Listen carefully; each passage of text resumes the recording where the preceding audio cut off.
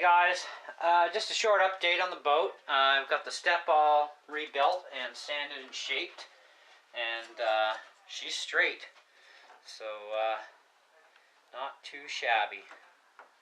Now, in case you're wondering how you fix a step, I'm going to actually show you this. Okay, zoom out. So if you get a nick in the bottom of your step, you got to fix it.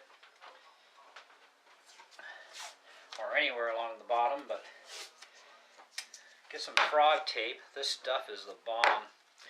And all you gotta do is take it, put it across there as flat as you can get it, and start filling it from the opposite side. Let's see if that's in the camera. Yep, that's in the camera, good. So I'll just zoom in for you. So you put the tape in, then start dabbing it in there with the paintbrush and start filling the hole up, and try and keep it as more towards the bottom as possible, right? Because you got this lip here that you don't want to end up having to sand and deform. But that's how you fill the step back up, and that's exactly what I did here with these chunks that were missing. I filled them up that way from the top side. I started filling little dabs at a time originally without the tape, and then I sanded them. See, how am I going to do this? And, I've got these weird shapings still left. And then I thought, okay, let's try the tape.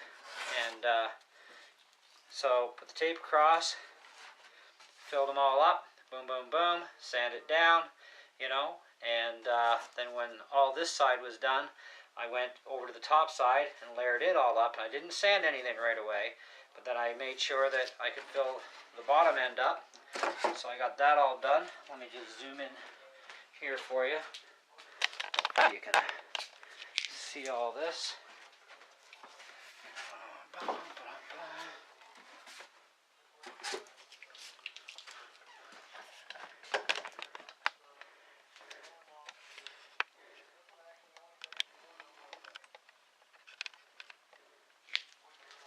Okay, now I also, when I did the repairs on the side, this was the bad side, I also double layered the patches that I made, so it gave me extra thickness, especially in this area.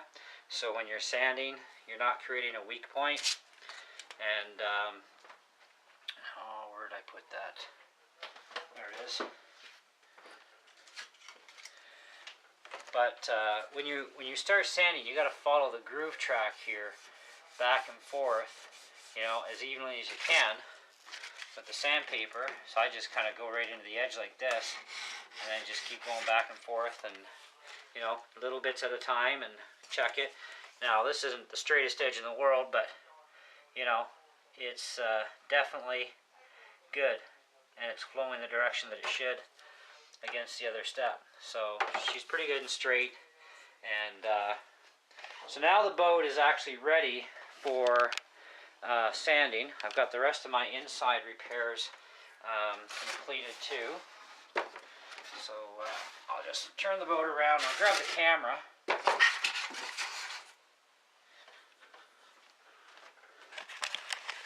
Grab this.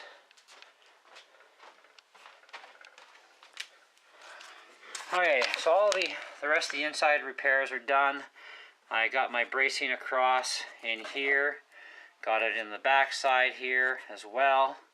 Got a lot of reinforcement resin in this area too.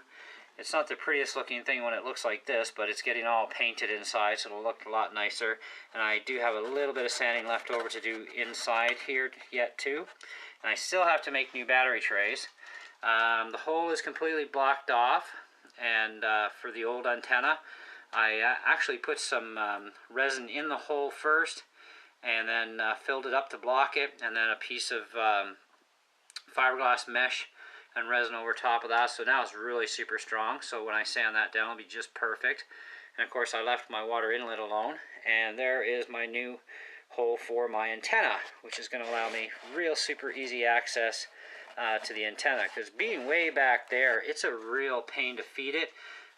Plus, you got the other problem is if that screw works loose, which it actually did on my buddy a couple of times, and that was like you know, you got to remove the servo to retighten the screw, and it's like, oh man, you know. So right in here, I'll be able to clamp it down nice and snug, and then it ain't gonna work. And if it does work loose, well, I can snug it back up easy enough. But it's also gonna allow me a lot more antenna length too, for better range. So that's gonna be bonus, bonus, bonus.